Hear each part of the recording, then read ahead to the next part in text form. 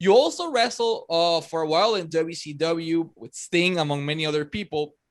But there's one incident, the Vader situation, the clothesline, that basically changed your career. You unfortunately, you were injured and your career changed forever.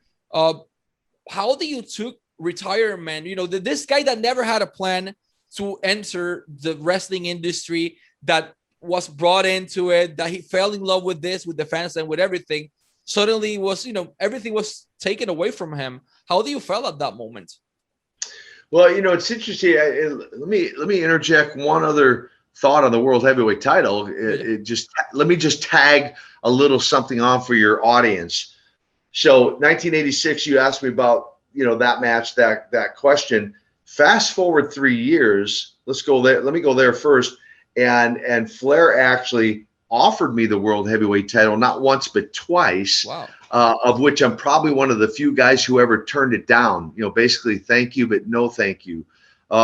It was right. It was not long after my wife Mandy had passed away with cancer that he reached out to me, wanted me to come back right away, and offered me that title.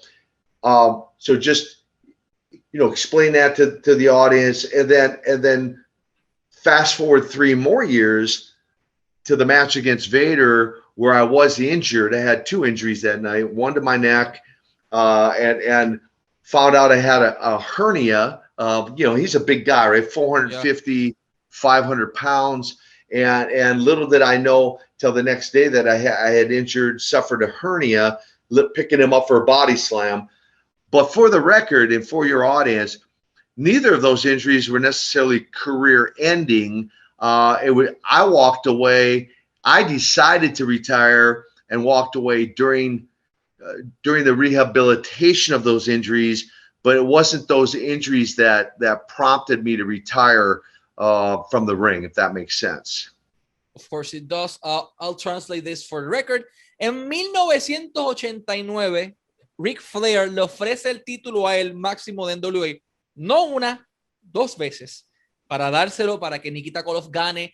Lamentablemente Nikita pues, perdió a su esposa en una batalla contra el cáncer y decide, mira, gracias, pero no gracias. Fue el único en rechazar esa oferta de ganarle el título a Flair, y pues no lo ganó, pero él tuvo la oportunidad de hacerlo en 2 ocasiones. Él no quiso.